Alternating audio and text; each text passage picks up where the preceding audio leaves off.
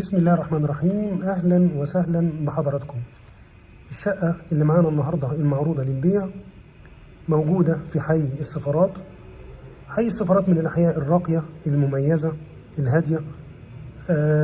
وزي ما قلنا حي السفارات امتداد عباس العقاد، بتخلص عباس العقاد للآخر، بتوصل بكل سهولة لحي السفارات. نطلع نشوف الشقة وهي فيها عدة مميزات إن شاء الله نتكلم فيها وإحنا بنتفرج عليها. بسم الله. أول ما بندخل من باب الشقة بندخل على الريسبشن. الريسبشن مساحته كبيرة، 3 قطع، قطعتين جنب بعض وقطعة ثالثة منفصلة. أرضيات الريسبشن رخام.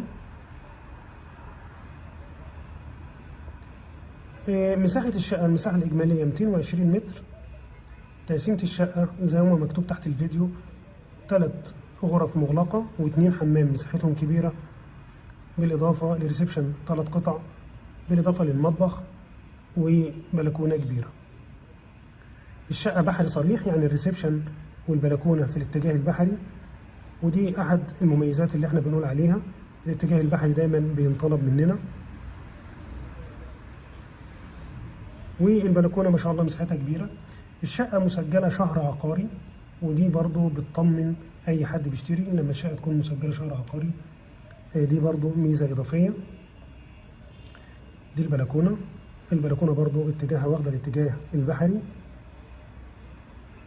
والشارع زي ما انتم شايفين يعتبر شارع هادي.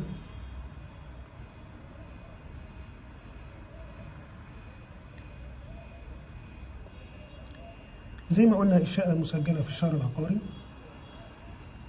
والشقة لها حصة في الجراج، ودي برضو ميزة إضافية. يبقى احنا الشقة 220 متر، لها حصة جراج ومسجلة في الشهر العقاري. كده أول ما بندخل على الطرقة، على اليمين المطبخ.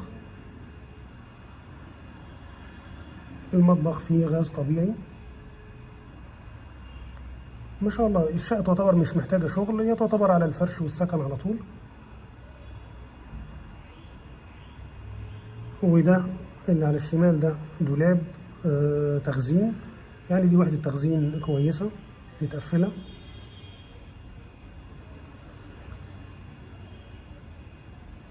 وبيقابلنا الحمام الرئيسي، مساحته كبيرة الحمام، هو بس الإضاءة فيه ما كانتش شغالة. والجزء الملحق بالحمام ده كان معمول فيه الوصلات بتاعة الغسالة، ودي برضو ميزة، يعني الغسالة تبقى ايه في جنب لوحدها.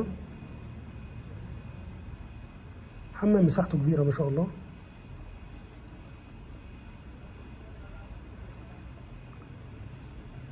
نخش بقى على الغرف. ال3 غرف قريبين من بعض. دي أول غرفة، الغرفة الماستر اللي فيها الحمام، مساحتها كويسة. والحمام برضو بتاعها يعتبر كبير مش صغير.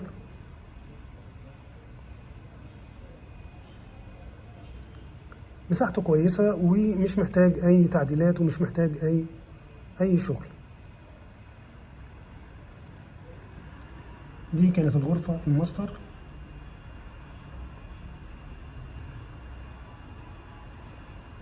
دي الغرفة التانية،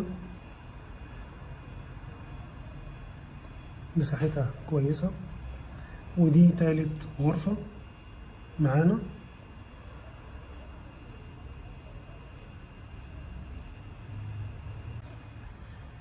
الشقة ليها حصة في الأرض وليها حصة في الجراج، وزي ما قلنا إنها مسجلة شهر عقاري. شكرا لحضراتكم. وكود الإعلان للتذكرة 23 283.